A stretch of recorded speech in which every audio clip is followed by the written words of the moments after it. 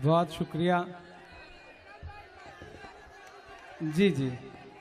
चूंकि आजम भाई ने वादा किया था कि 2 शायर के बाद इमरान को फिर पढ़ना है, तो उनका वादा कैसे टाला जाता, पूरा ही करना था जी।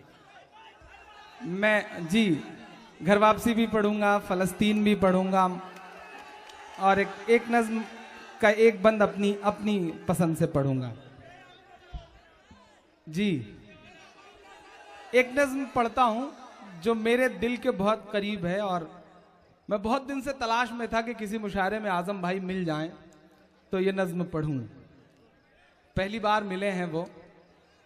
हमारे यहाँ भी मुशायरे होते हैं और हर रात हम और नदीम साहब इस बात के गवाह हैं कि हिंदुस्तान के तमाम मुशायरों में हम सब साथ होते हैं। मेहमान खुसूसी जो होता है वो आता है, शमा रोशन करता है, तकरीरें करता है और उसके बाद निकल लेता है। पूरी रात बैठने की हिम्मत साहब आसान नहीं है। मेरा अपना मानना है कि हम शायर जो हैं वो समाज का आईना हैं, और आईने के सामने बैठने की हिम्मत वही कर सकता है जिसका दामन साफ सुथरा हो। अगर आजम साहब बैठे हैं तो ये बात साबित होती है। मैं उनकी मौजूदगी को सलाम करते हुए एक नज्म पढ़ता हूं। मालेगांव ब्लास्ट का रिजल्ट आया है। मेरा दोस्त तनवीर एक शेर कहता है कि न साजिश थी न कोई जंग का ऐलान लिखा था, बुझी आंखों में एक मासूम सा अरमान लिखा था, जिसे आतंकवादी कह के गोली मार दी तुमने, उसी मजदूर के सीने पे हिंदुस्तान लिखा था। एक नज्म पढ़ता हूं, मेरे दिल का दर्द है ये, बहुत रोया हूं मैं इस नज्म को कहते हुए।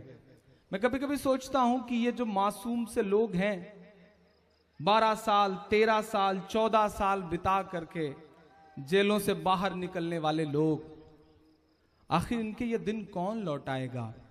इनका दर्द किससे गाया जाए, किस पॉलिटिकल पार्टी के सामने जा करके रोया जाए?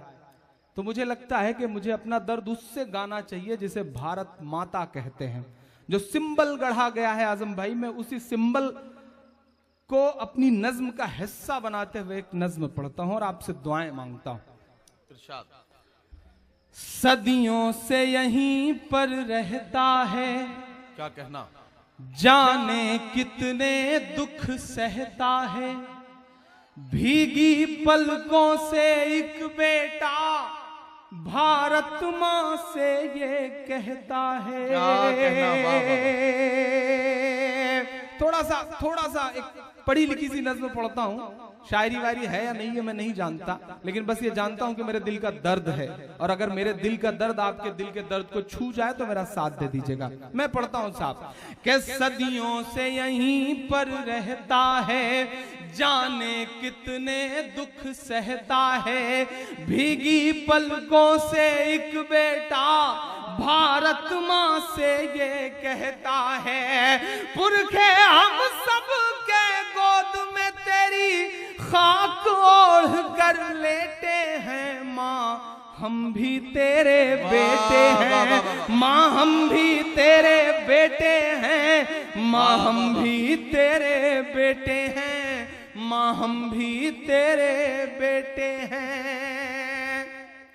कि माँ तेरा आंचल छोड़ के हम 47 में भी नहीं गए।